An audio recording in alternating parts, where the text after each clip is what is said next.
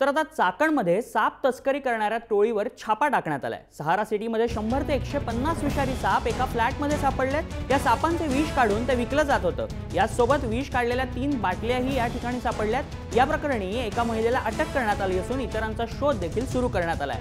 चाकणमधली ही सगळी घटना आहे आणि 100 पेक्षा जास्त सापांचे विष काढून ते विकण्याचा प्रकार येथे सुरू होता आणि या प्रकरणी एका महिलेला आता अटक करण्यात आली आहे। याच बाबत आपल्याला अधिक माहिती देत आहेत सुनील ठिगळे आपले प्रतिनिधी। सुनील, 100 पेक्षा जास्त साप एका फ्लॅटमध्ये ठेवण्यात आले होते, नक्की हा काय प्रकार आहे?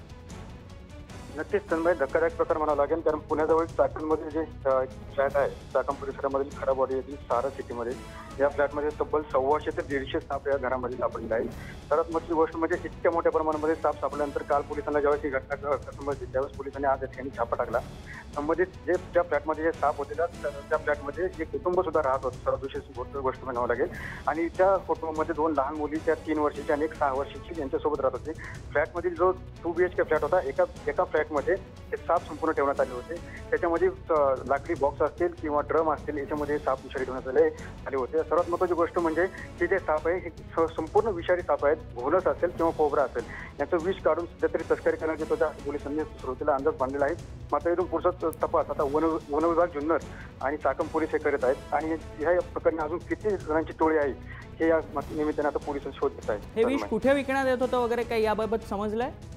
नक्कीच तन्मय, कारण ह्या सापांचा विष होतं, सध्या तरी 3 बाटल्या सापडलेल्या आहेत। त्या 3 बाटल्या हा जो आहे हे सापाचा विषाची तस्करी कोणत्या ठिकाणी करत होता याचा पोलीस आता शोध घेत आहे। या प्रकरणी आता आतापर्यंत 3घांना ताब्यात घेतलेलं आहे, त्यांच्याकडे चौकशी सुरू आहे। तन्मय, नक्कीच धन्यवाद सुनील आपण दिलेल्या अधिक माहितीबद्दल। तर 3 जणांना आता अटक करण्यात आलेली आहे आणि आता वन विभाग आणि पोलीस याचा तपास एकत्रितरित्या करत आहेत। 100 पेक्षा जास्त साप या प्रकरणी या फ्लॅटमध्ये ठेवण्यात आले होते।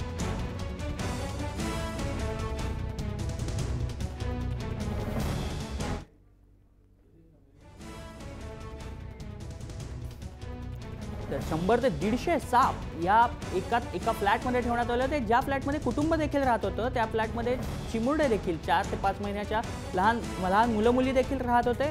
अशा फ्लॅटमध्ये या सापांची तस्करी करणारी टोळी आज चाकण पोलिसांनी ताब्यात घेतलेली आहे। सहारा सिटीमधील हा सगळा प्रकार आहे।